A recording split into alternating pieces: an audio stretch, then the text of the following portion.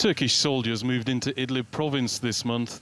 The deployment is part of the latest attempt to bring an end to the war in Syria. 4 de-escalation zones have been created where there won't be any fighting, but aid will be allowed in. The Turkish Prime Minister explained how the Idlib zone would be set up.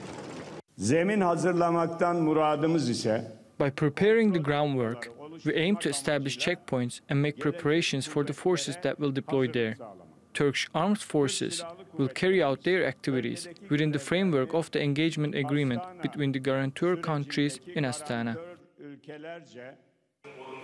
These zones are the main achievement so far of the Astana talks in Kazakhstan. The countries involved, Russia, Turkey and Iran, say they run parallel to the United Nations, and the UN has already given its backing to the zones. The Turkish Red Crescent says there are 800,000 people in Idlib province living in makeshift camps. It's an area dominated by a group that's been linked to Al-Qaeda, and there has still been concern about fighting in some parts of Syria in recent weeks.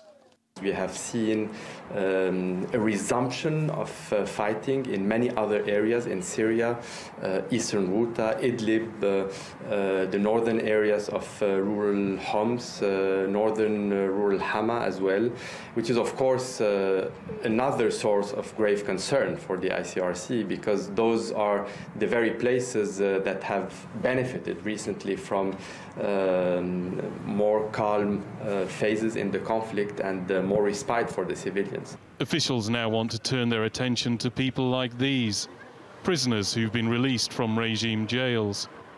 More prisoner exchanges are planned, as well as the transfer of the dead and a search for missing people.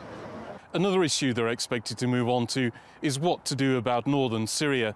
This is an area dominated by the YPG, a group regarded in Ankara as the Syrian branch of the PKK terrorist organisation. Turkey has already indicated it's looking to carry out an operation there, but whether that will gain the backing of the Astana talks still isn't clear. Andrew Hopkins, TRT World, Ankara.